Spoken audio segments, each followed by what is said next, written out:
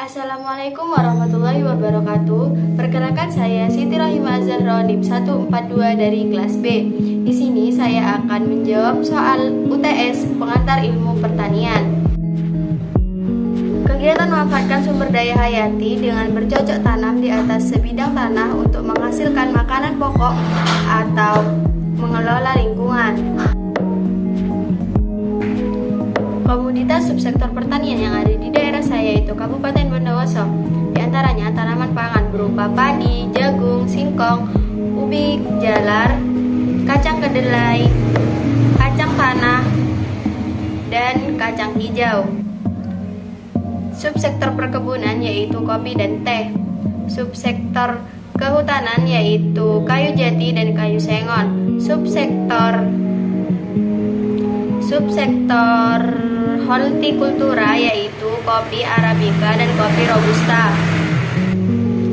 Daerah saya Kabupaten Bondowoso merupakan daerah yang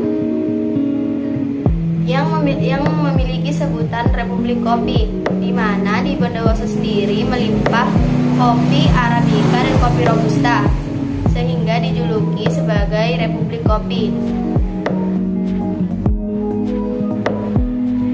Sejarah pertanian secara singkat yaitu awalnya manusia hidup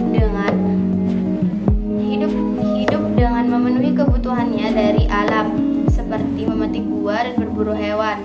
Lalu kemudian manusia mulai berpikir untuk hidup menetap di suatu daerah, akan tetapi masih bersifat nomaden atau berpindah-pindah. Apabila daerah yang mereka tinggali saat ini itu melimpah, maka mereka tinggali, sedangkan apabila sumber daya sudah habis, mereka pindah ke daerah lainnya, begitu seterusnya.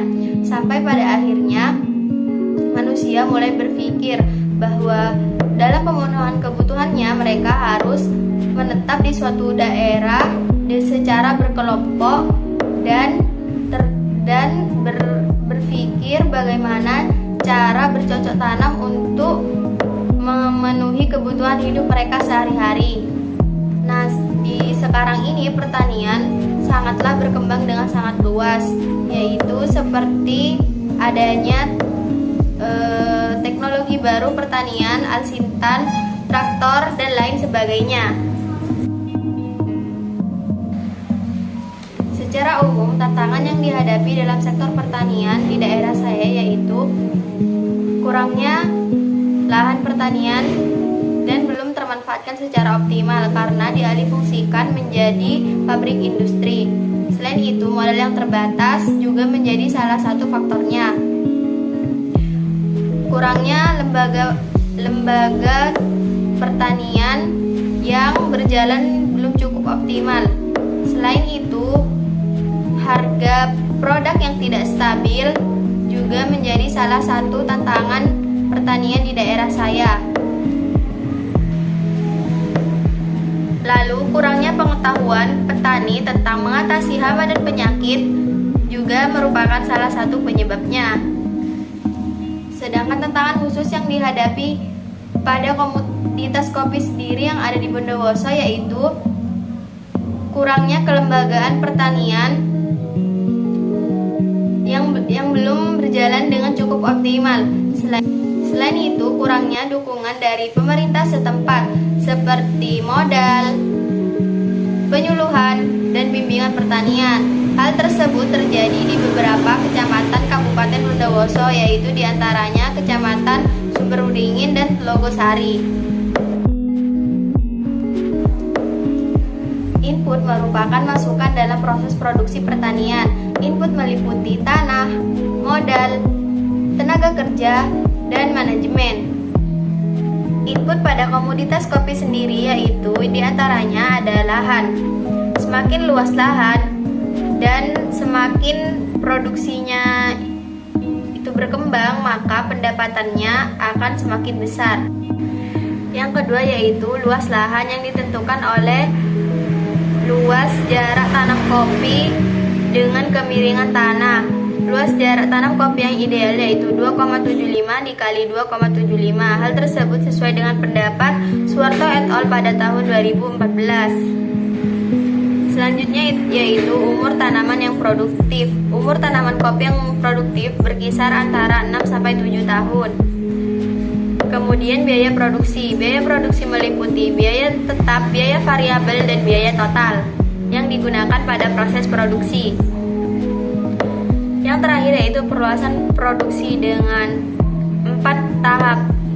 Di antaranya intensifikasi, ekstensifikasi, diversifikasi, dan rasionalitas. Pengolahan pasca panen merupakan kegiatan mengolah hasil pertanian menjadi bentuk yang baru agar dapat bertahan lama. Pengolahan pasca panen sendiri bertujuan untuk melatih keterampilan masyarakat dalam membuat inovasi produk baru. Pengolahan pasca panen kopi yaitu mengolah kopi menjadi minuman. Selain itu, di daerah Pacikan, kopi diolah menjadi berbagai macam produk seperti batako atau bakpia, tape, dan kopi, dan diolah menjadi kue kopi. Kue yang terbuat dari bahan dasar kopi. Pemasaran produk pertanian merupakan kegiatan memasarkan atau menjual hasil produk pertanian. Untuk produk kopi sendiri yaitu melalui pedagang besar,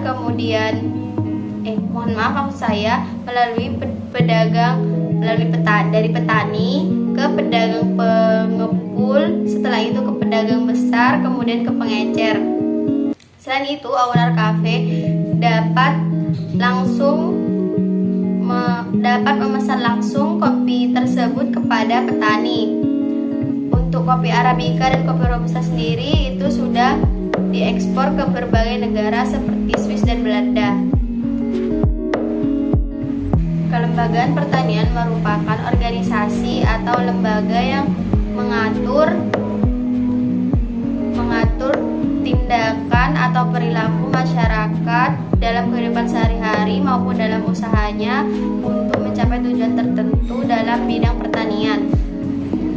Kelembagaan tani yang berada di daerah saya yaitu Balai Penyuluh Pertanian, di mana Balai Penyuluh Pertanian sendiri berperan dalam memberikan penyuluhan kepada para petani dan untuk petani. Selain itu, Balai Penyuluh Pertanian berperan untuk menunjang administrasi pengelolaan para petani. Yang akan saya lakukan sebagai generasi muda untuk memajukan pertanian di Indonesia yaitu dengan cara membuat berbagai temuan-temuan baru, teknologi baru untuk pertanian agar pertanian sendiri semakin berkembang di Indonesia. Sekian video pemaparan jawaban dari saya, kurang dan lebihnya mohon maaf. Wassalamualaikum warahmatullahi wabarakatuh.